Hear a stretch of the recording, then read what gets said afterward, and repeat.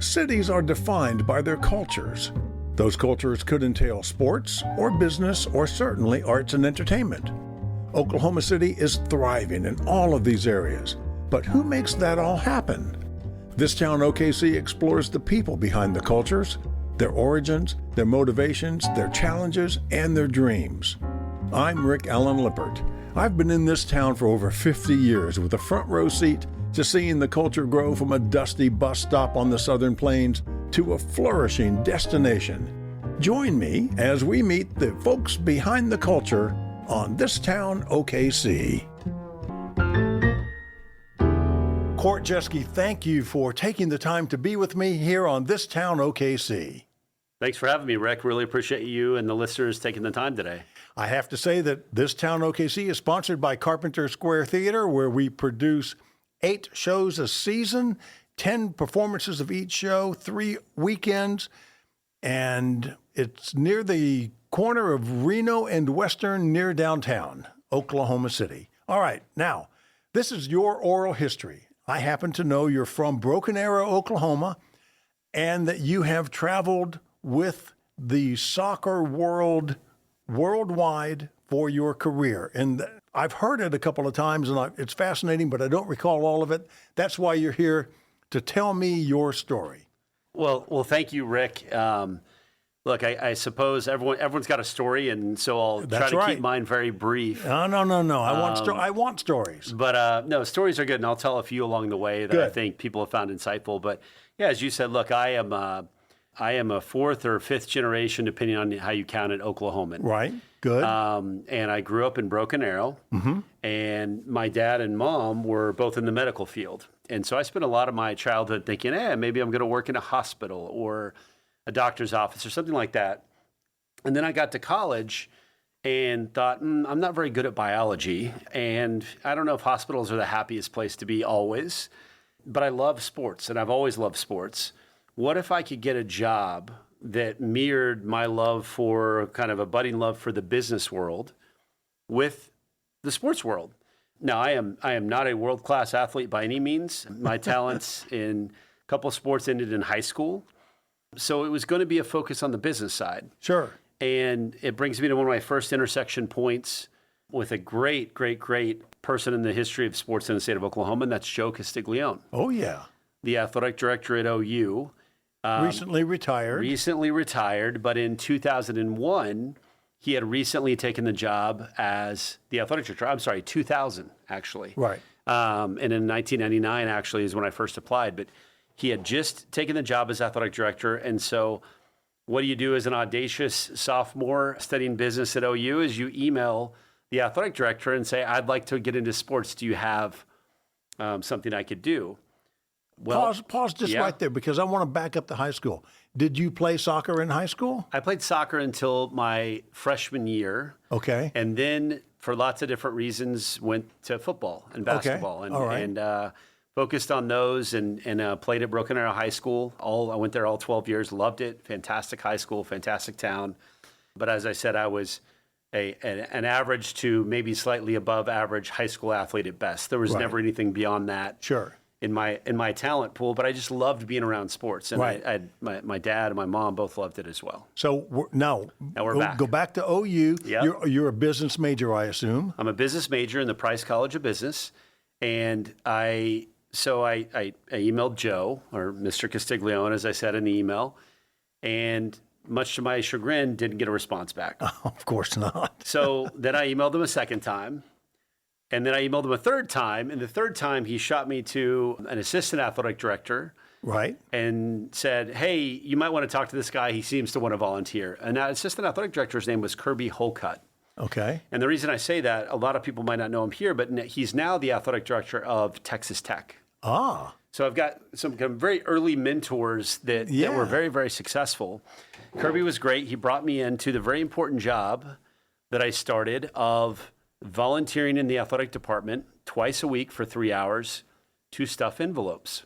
Mm-hmm. So this was still we need it folded in a 3-way fold, put in the envelope, right, sealed up and mailed out to donors to say, would you pay, $100, $500, $1,000 for the athletic department? So I did that, and I loved it. I got to tell you, I can still remember the feeling this day of working in Owen Field, as cruddy as it was in the belly of it, and thinking, gosh, I get to fold these envelopes that have the University of Oklahoma athletic department on them. It just felt like this is something that I could be passionate about. So I did that.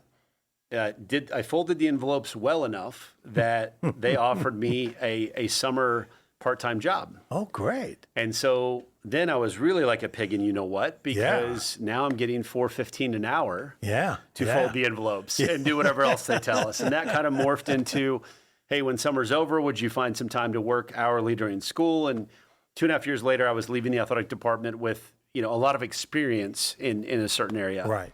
And after graduating, I took a job with the Kansas City Wizards of Major League Soccer. Okay. And they also... Now, was that because you liked soccer, or because it was just the only available job you could find? It's a great question. It was a bit of both. And it was a chance to go to Kansas City, a town that I liked, and I had some friends there. And it was also, you have to remember at that time, they also were owned by the Kansas City Chiefs. Okay. So Lamar Hunt and the Hunt family that owns the Chiefs also owned the soccer team, the Kansas City Wizards at the time. So, and what year was this again? This would be 2002. Okay. The fall of 2002. There had just been a World Cup that the U.S. had done well in. And so I definitely wanted to pursue a career in soccer, but there weren't a lot of jobs. There certainly weren't any jobs in the state of Oklahoma or other places. So I had to go basically sell tickets as the first true job I'd ever have that paid me this big promotion of $8 an hour plus commission. Yeah, and all you can eat, right? And all you can eat at the games. But, it was incredibly challenging. We were in an 82,000 seat stadium, Arrowhead Stadium, and we were announcing some of our crowds of 3,000 and 4,000 people. Right. So... But how many were really The dirty there? little secret is often the announced number is not how many are in there, but let's just say usually there may be 10 to 20% less than that, depending on. Yeah. So you can imagine the optics of that. Sure. And I'll never forget, we had a concert. It was a Christian concert with Michael W. Smith.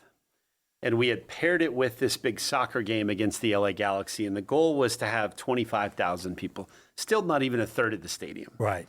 But to create this big moment for everyone. And part of my job was to call churches, big mega churches around Kansas City, similar to what we have here in Oklahoma City, Tulsa, and tell them, look, we want you to bring your group out. You can watch the soccer game, and then you can stay, and there's a Michael W. Smith concert. And we had one of the players named Chris Klein give a few words about his spiritual journey. And we had $7 tickets. Okay. And I was working with this one very big mega church, and I thought I had them closed for, 400 or 500 tickets. And this lovely woman that was probably in her 60s or 70s called me back, and she said, Court, we really want to bring everyone out.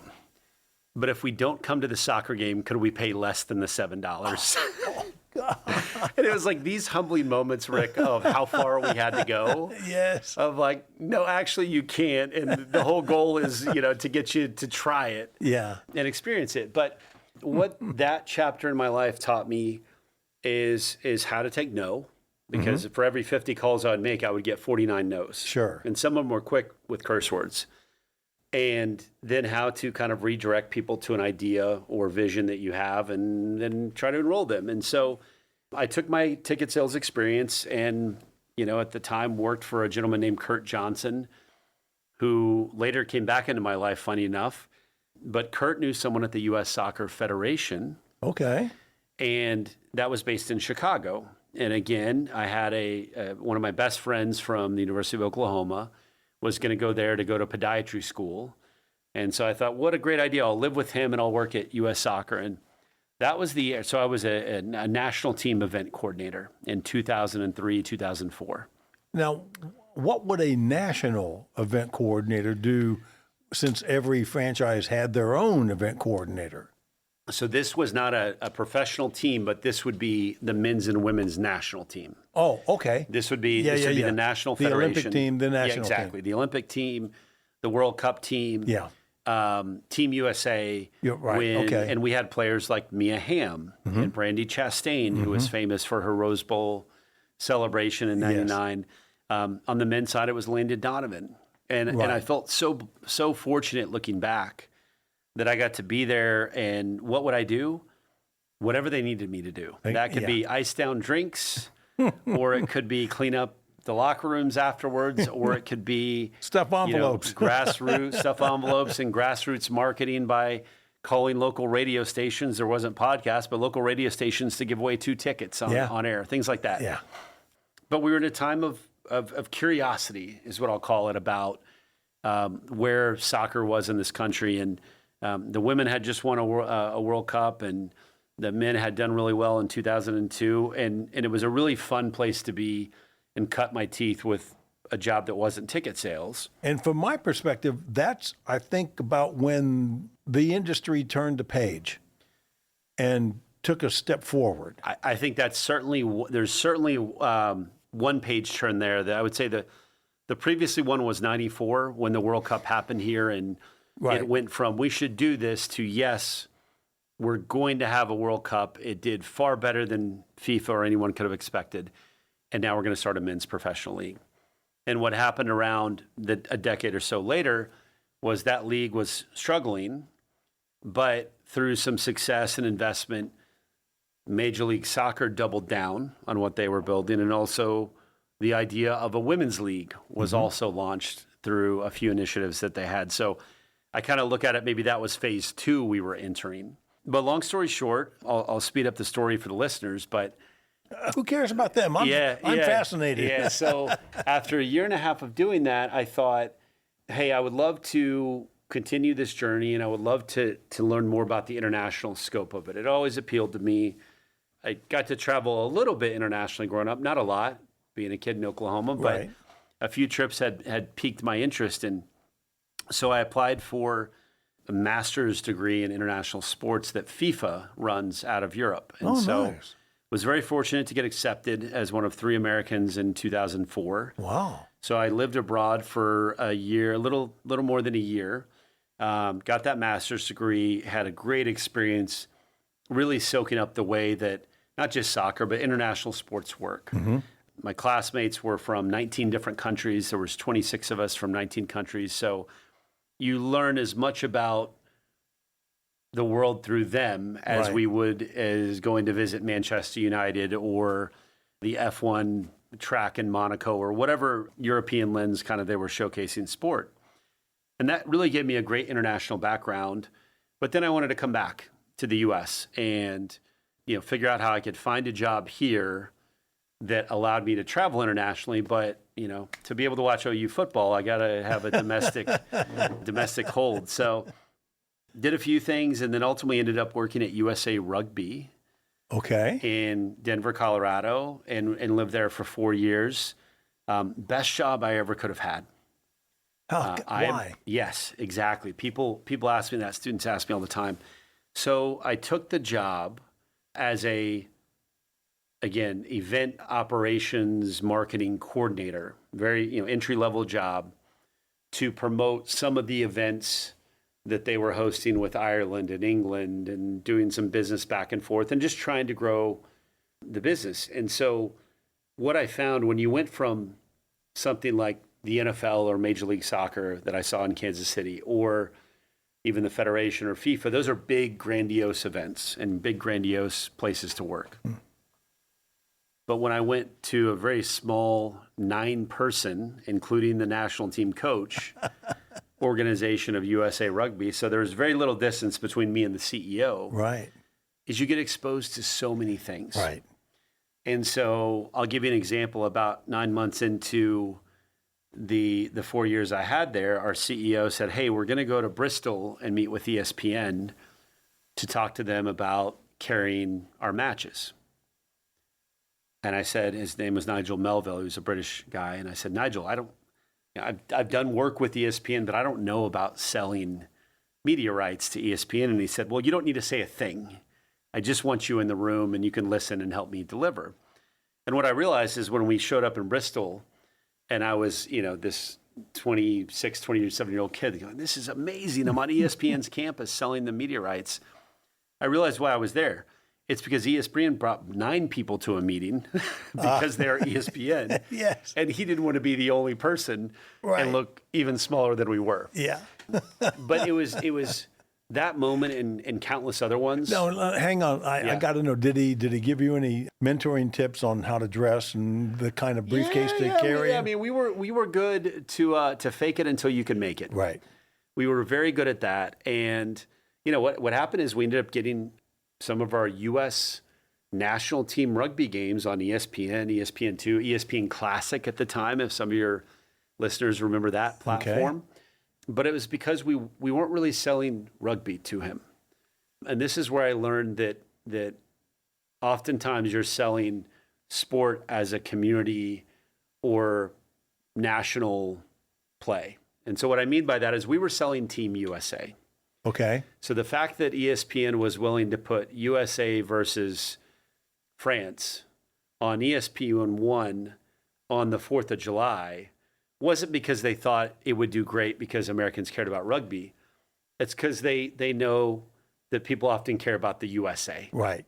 And we could sell the international aspect of it and have fireworks afterwards and do all these things to sell the national pride for a team that no one really knew about. When I started, we were giving away national team tickets for cans of food at the door. Was essentially the level of professionalism they had. Yeah. And so what I tried to do is put a lot of those things that I learned at US Soccer, from ticketing, from marketing, from sponsorship, from media, to work for a smaller federation, and it worked. And so all of a sudden we weren't selling them out, but we were having 3,000, 4,000, 5,000 people paid in the right kind of venue, the right size venue, like Charleston and like San Jose and these places, that then you're like, oh, there's a path here towards business success. And it wasn't by selling rugby, it was by selling Team USA versus X. Right. So I did that and loved living in Denver. I loved to ski, had some great roommates and friends. And then I got a call from a graduate school colleague that was working at Major League Soccer in New York in 2009. And he said, you should talk to this senior vice president of MLS. They're hiring a director for international business. It's a lot of what you do. It's events, it's marketing, it's communications, it's sponsorship, you name it. Team logistics. Oh, talk about the demands of international teams. I'll tell you some stories. But so I went and interviewed and I got the job. And so that launched a 8+ year period at Major League Soccer, the league office in New York. And this is 09 to This is 09 to 17? the end of 2016. Yep, Okay. The end of 2016. And so it's about 8.5 years. And I met my wife there, who is she's Manhattan born and bred. And we, of course, met at a sports bar doing what else but watching a soccer game. Oh, good. Which I had convinced a buddy to go out and watch, and she had been convinced by some friends to go out and watch. So there's life. And my full name is Courtney, and her first name is Ryan. So that always throws people off when we check in a hotel, which I love.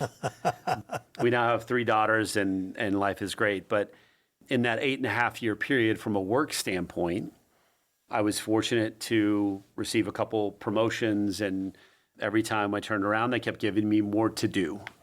And so then I found myself, running the international department that would do things like negotiate with Manchester United for a U.S. tour, or deal with FC Barcelona and Messi to play a friendly match with the LA Galaxy at the Rose Bowl, or run the Gold Cup final in 2011, one of my favorite events I've ever managed, which ended up being USA Mexico. Things like that were really great. And just low-level stuff. Well, look, not. in all things, I know it's not. Yeah, in all things, I do feel like I'd earned the trust to be in a position to manage it. Of course, yeah. I mean, you've paid your dues. That's right. Stuffed the envelopes. Well, and proved yourself. Yeah. I think at every turn, and so that was a great experience. And one of the things I loved was I would sit down with these people. It could be, the president of the English Federation, or Manchester United and Bayern Munich, or AC Milan, you name it. And they would say, "Oh, you're American. Where are you from? New York or LA?" And I would say, "Neither. I'm from Oklahoma." And I would get often these strange looks. And they would say, "Where's that?" And so I'd have to pull out a map, show them. And then they would, inevitably ask, "Well, how does a guy go from Oklahoma to the head of international business?" I said, "Well, as I said, I stuffed enough envelopes, I guess, and, had followed kind of a unique path of something I wanted to do and then pursue it." And so really fortunate to have some great bosses and leadership there. And actually, my first boss, Will Wilson, went on to be the CEO of U.S. Soccer after that job. And my boss after that, Kathy Carter, went on to be the CEO of the LA 28 Olympics. So I can only give them credit for what they taught me in that 8 years. Thankful to them and many others that gave me a chance. But I probably would still be at that job today had I not met a few people that wanted to start a professional soccer team in Nashville. Okay. And probably you've been to Nashville countless times, including recently. Well, I've been there just a couple of times, but my wife and I went a few months ago. I try to keep these evergreen, so I'll just say we went a few months ago. Yeah. We're recording this in kind of mid-March of 2026. So we went last fall, and we loved that stadium. Beautiful stadium. And the guy who showed us around just sings your praises so loudly. Mike's a good guy. But anyway, long story short, a couple investors and prominent local families said, "We'd like to bring professional soccer to Nashville." There was no professional soccer, period. Right. No stadium, no brand, no 30,000 seats, no supporter section, nothing. And so I thought, gosh, Court, if you're ever going to get a chance to start a team from scratch, where would be a cool place to do it? Well, none other than, Music City, USA. Yeah. So I went there in the winter of 2016, and we did exactly what we're doing here in Oklahoma City, which is we worked with the fans to set a vision to be very aspirational in what we're building. We're not going to be defined by the league we play in, but the fact that all these other great teams that I've worked with, Rick, you don't have to be a soccer fan to know if I say Barcelona that they have a soccer team. Right. Or if I say Madrid, they have a soccer team or teams, or Milan or Munich. They're just global cities with the teams that people know as sports brands. So we set out with that goal to be a club that is worthy of the global conversation. And Nashville, like Oklahoma City, is a very aspiring city and rapidly growing. And it's funny, I would get some snickers from people. And they would say, "Oh, there's no way you can possibly put us in the same class as these teams in London and Brazil and all these places." Right. And I would say, "No, look. Well, we don't play that sport around here, boy." We get some of that. But I would get two things. You're right. I would get two things. One would be people that say, "Look, we like football around here, and I don't think soccer is going to work in the South." We have Vanderbilt, and we're very happy with that. That's right. We have Vanderbilt. I mean, look at the time; they're very happy with the University of Tennessee. Yeah. But then you've got Alabama and the Falcons and the Titans and everything that does that. So you get the naysayers because it's the South, and then you get the naysayers that just didn't believe in that theory that we can be as big as some of these global brands in the world.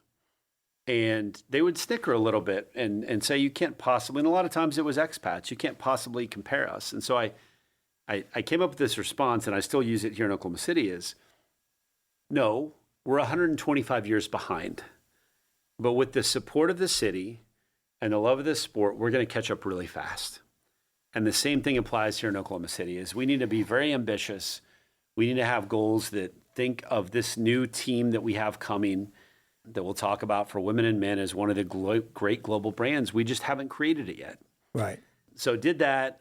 We were highly successful. We sold more season tickets than any other USL club has in their inaugural season, even to this date here in 2026. Okay. So that was a milestone. We had more sponsorship, and we made the playoffs our first 6 seasons. So there was on-field success to match. Right. If some listeners out there are curious if we're going to compete in Oklahoma City. And then ultimately we achieved the end goal success, which was this team that was playing in the second division called USL was then acquired and merged with a Major League Soccer initiative. And so now Nashville SC, that team in 2016 that had nothing. Where did they play? So we started off and we played our home games either at Nissan Stadium, where the Titans play, or First Tennessee Park, which is a AAA baseball stadium. So where the Titans play, again, one of those huge NFL stadiums. So even if you had 10,000 people there, it still looked empty. Exactly. And that's why we only did 2 events a year there. We did the first ever match, and we had 20,000 people in the rain.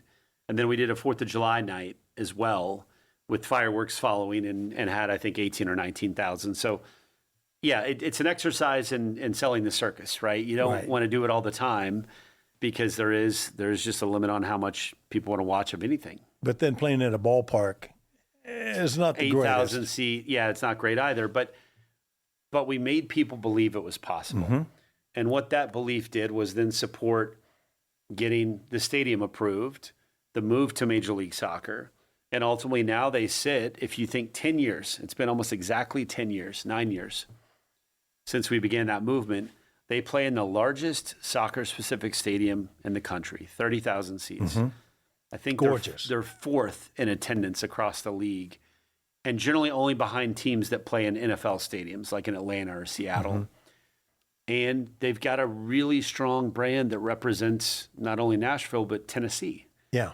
And so the thesis worked that if we go show proof of concept and we put all the ingredients together, we will be absolutely successful with soccer in the South, and we will grow this brand. And so now this team that was a kind of a vision and nothing else, and I'm certainly not taking all the credit. We had great investors, we had great fans, we had great staff that were really enrolled in our mission, but the mission's been fulfilled. And it's really cool when you see Nashville SC on the field play against English Premier League teams. Yeah. Or Italian teams. And it's like, no, this is what we said would happen. Yeah. I got to say, down in the players' entrance where Mike Luzzi met us, there was some graphics on the wall and there was a phrase. And forgive me for not remembering what those words were, but I looked at those words on the wall and it reminded me of what you've coined here, OKC for soccer and OKC as football. And I looked at that and I said, that looks like a Court Jeske phrase. And he said, yeah, he's all over this place. Well, that's very kind of Mike. It could be our town, our club. That was it. Yeah. That was it. Yeah. That was it. So interesting story behind that is I believe there was an amateur group that had used some kind of similar saying, but I want to say it was our city, our club, or something along those lines. Yeah. And so we went to trademark it. We had a pivot. And so we looked and found and like, oh, well, our town, our club is there. And the idea is that, going back to my message with rugby was, at the end of the day, we're not selling soccer. We're selling community. We're selling success based on a theory that we win or lose together as a community. And that's the way the sport works globally. So that's very kind of Mike to say. He's been a long friend, but yeah, there are so many people that contributed to that club. But I'm happy to say 10 years later, the general manager and chief business officer that are there were 2 of the first hires that we made at Nashville SC. Nice. So I still root for them every game. And the owner, John Ingram, David Dill, my partners, they were great. They were great. And I'm so happy to see them succeed. But I'll accelerate the story. So then the USL League office called and said, would you help us build the same kind of experience you've delivered in Nashville across the country with our clubs, and then also at the same time build the commercial landscape for the USL League. So this is the national 2nd and 3rd division men's league, and now they have a women's league too. But so that meant selling media, selling sponsorship, working with owners on stadium designs, doing all these different things. And we put a plan into place. We went and hired the right people, and we were very successful. One metric I tell people all the time is when we started in 2019 this is 2019, after 3 years in Nashville, and I suppose I should close the bow. When we sold the club to a new majority owner, generally speaking, they wanted to change over the leadership. And Right. that happens when you sell something. Of course, yeah. So that was a lesson I learned there. And then luckily, in about 2 weeks' time, I had worked out a deal to go. USL was happy to have me. But, in 2018, 2019, when I was starting there, the league was on ESPN3, which is this thing you may remember, this very kind of clunky .com space. And when I left 6 years later, we had 40 nationally televised games, including 4 on big CBS and 10 more on ESPN1 or ESPN2.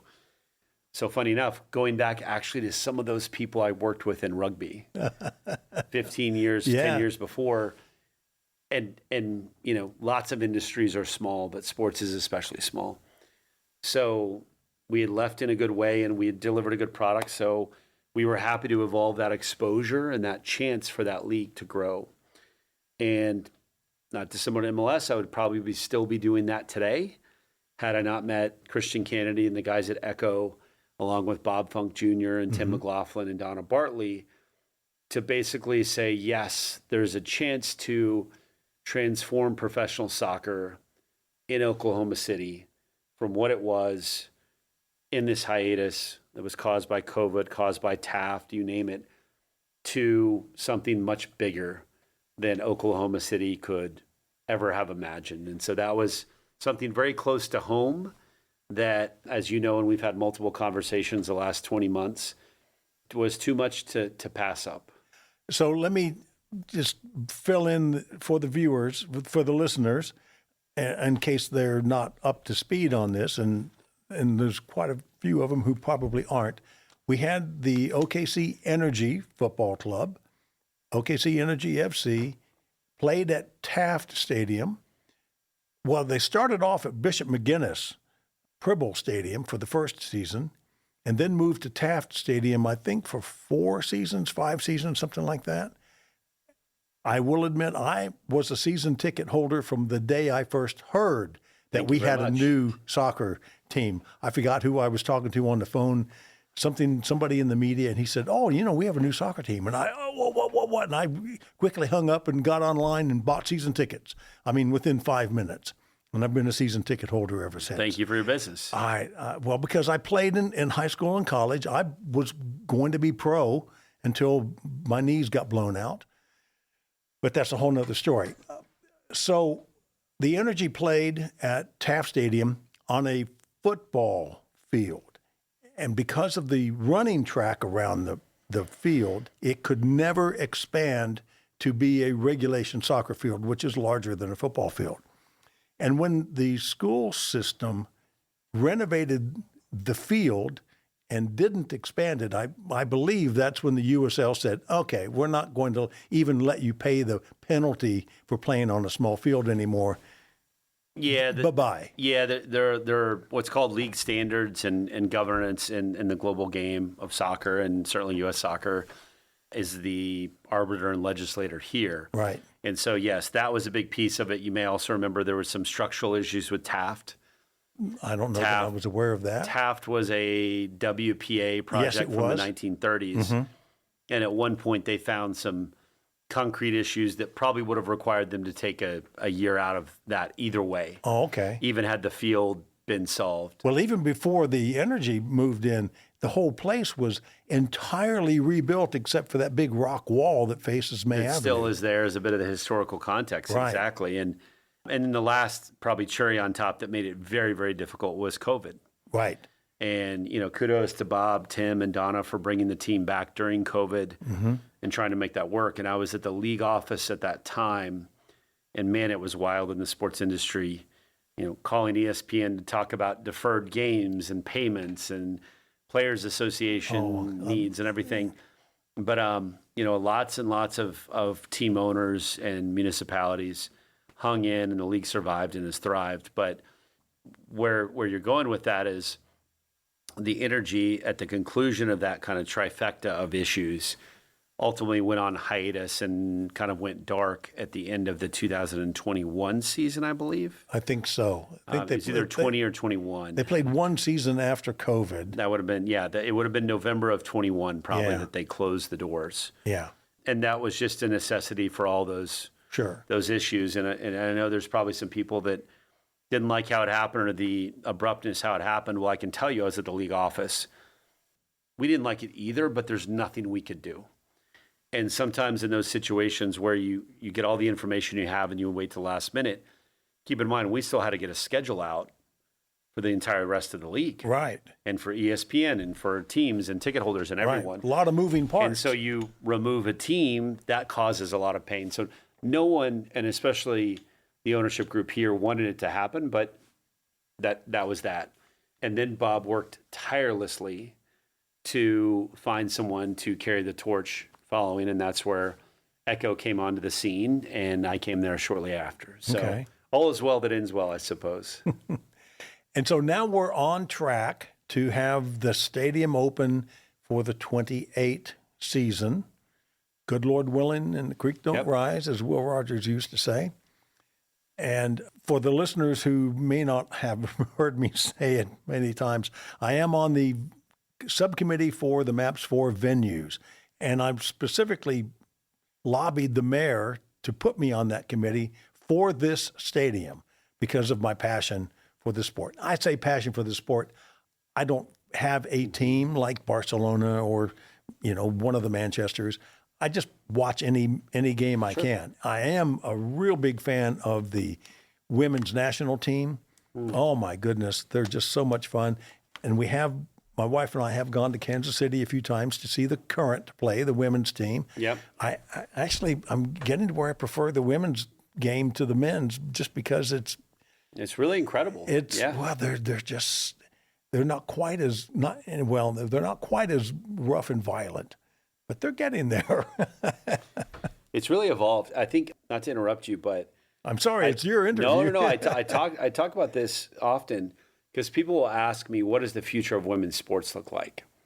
And certainly in the U.S., the WNBA of basketball and the NWSL in soccer have really grown exponentially the last 5 years, as we know.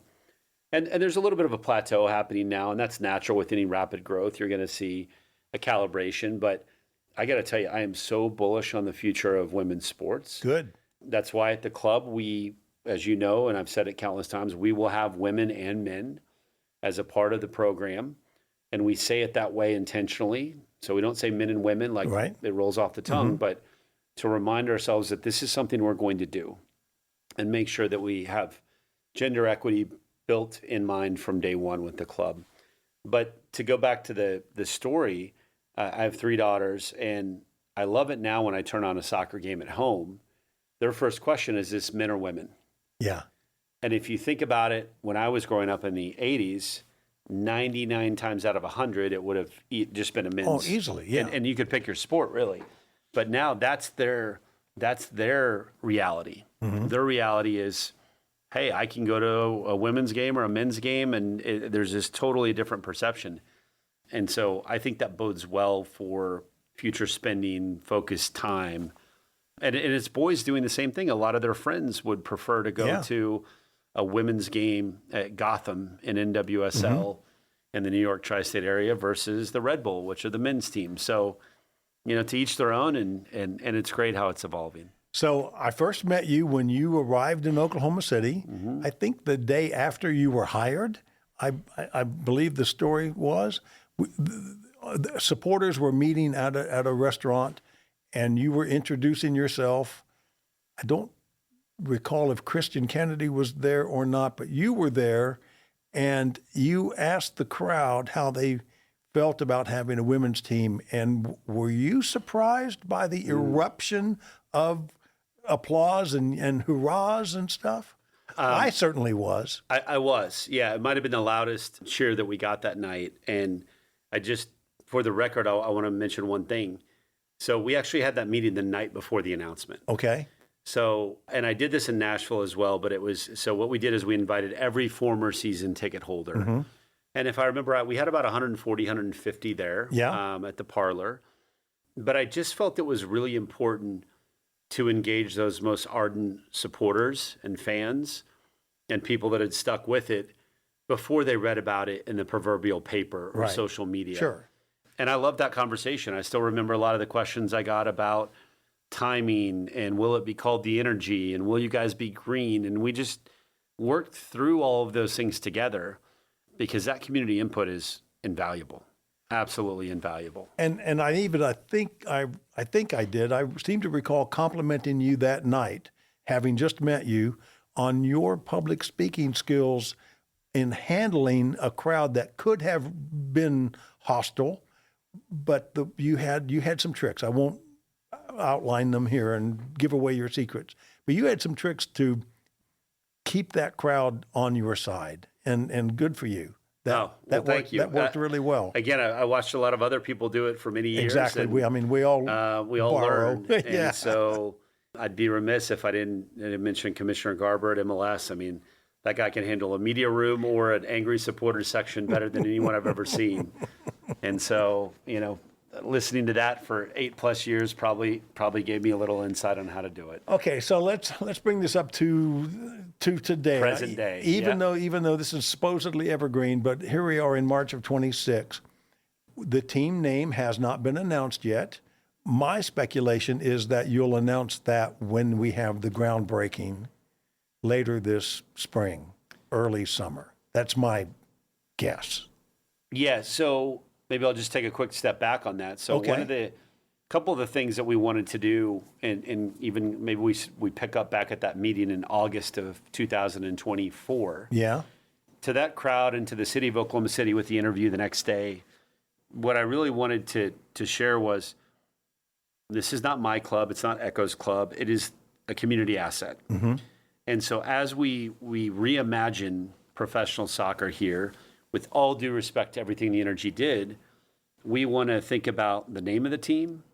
We want to think about the colors. We want to think about the stadium with as much community input as possible. Mm-hmm.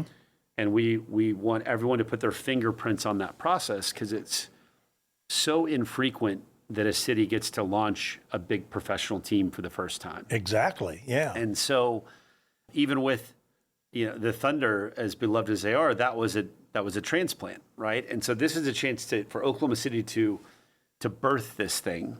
And so, to their credit, they did a survey of names and had people submit names. And they came out great. And so we did the same, and we received 10,000 name suggestions, which was great. That was on the brand. And then we received, over 3,000 surveys on the stadium. So at the same time, we're thinking about the new brand. We're thinking about the stadium and, what elements would you want? And do you like suites or do you like supporter section and all the things that go into it? And so that was great. But with the brand, I thought it was really interesting that the Energy, OKC Energy FC, was the 5th highest suggestion. Fifth on the list. Fifth on the list. And I'm happy to say that my suggestion was higher than that. It was like third or fourth. Which was what? Wind. The Wind. The Wind was on there. So we had 5 finalists. It was OKC Bison. It was OKC Wind. It was OKC United. It was Oklahoma City FC. And one other one that escapes me now. I can't remember. Yeah.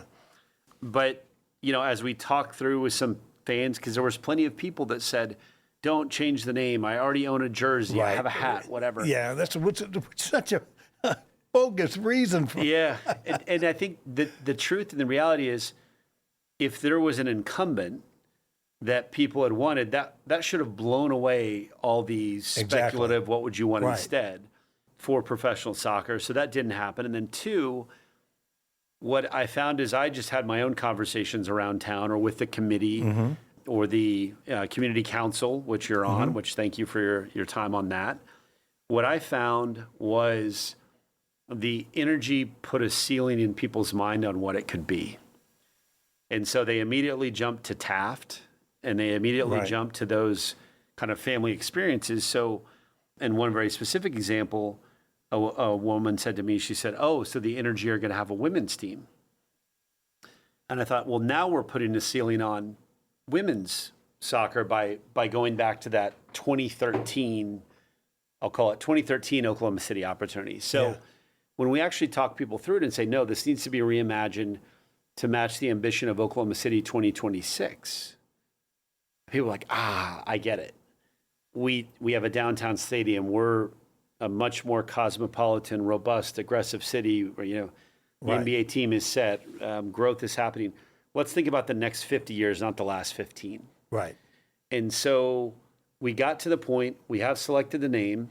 We're going through the trademark process with fan input the entire way. We got Matthew Wolf, who's one of everyone can look him up online, Matthew Wolf Design, one of the renowned crest designers in the world. He did the LAFC crest at Major League Soccer. He did the Minnesota Twins just rebranded. He did the Jordan brand activation with the team in Paris. So he's really the best of the best, and we're going to trust him to help us make a great brand imagery that matches the name. That, yes, the groundbreaking, the name of the team, the crest, all those things are happening, and we're kind of pulling the strings of when are they done enough to be presented to the fans and the public, and find out how we make as much hay as possible. So with your background in event coordination and planning, I can only assume you have a timeline on a big board someplace of some activities that will happen at certain stages along the way? Yep. Yeah. Look, we get very specific for the year upcoming, and then we also think about 27, 28, 29, and 30. Mm-hmm.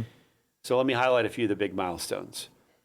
Thanks to the support of Oklahoma City, on January 27th, after MAPS 4 subcommittee, venue subcommittee approval, Citizens Advisory Board approval, and ultimately City Council approval, the stadium was approved, Right. and we are marching toward groundbreaking, which will probably happen, I'm guessing, sometime in May or June. Okay. May, June, or July of 2026. That will be a big event.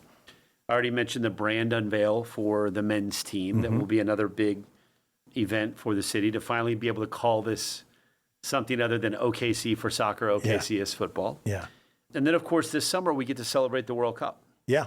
And it's a once-in-a-generational opportunity to bring casual fans into the sport. And then hopefully when the FIFA packs up their show, which will be the largest sporting event in the history of the world, by number of teams, number of games, viewers, dollars, everything. Yeah. Not just soccer, any sport. When they pack up and leave, we know that the rising tide will raise all boats. So we'll be prepared to pounce on that experience. And then we go into the fall. Next year, we'll have probably an amateur U23 team that begins play again and restarts the movement. Okay. We'll probably make a determination on when the women's team starts in 29 or 30, and we'll ultimately be marching to that crescendo event, which is spring of 28, when the stadium will open, and we will have professional soccer reimagined right downtown, just south of the Harkins Theater in Bricktown, with 10,000 plus people there on a nationally televised, beautiful Oklahoma spring day. And I will certainly be there. Yep, absolutely. There's a great journey and a great story to tell. And for anyone on here that's not followed it yet, all we ask is just follow us on social media. OKC for soccer, OKC is football. It's a very basic entry point. If you like the movement and the story, I'll say it a third time, it's not about soccer. It's really a story about Oklahoma City that we're going to be telling. And if you believe in this city and you believe in this state, then follow along, join the conversation, give us your feedback, and you're a part of the movement. Court Jeske, thank you so much for talking to me today. I know you're very busy, and I truly believe you are the right guy for us right now because of your background and all the envelopes you stuffed to get there. I really appreciate you talking to me. Thank you, Rick. Thank you for the time today. Thank you for bringing me downtown to this beautiful theater. You're welcome. If the listeners haven't been, you've got to come check out a show. It's an amazing setup. And thank you for the time and listening to a little bit about my past. Okay. This Town OKC is sponsored by Carpenter Square Theater, edited by Fred O. Bishop. I'm Rick Allen Lippert. This has been a Lippert Media production.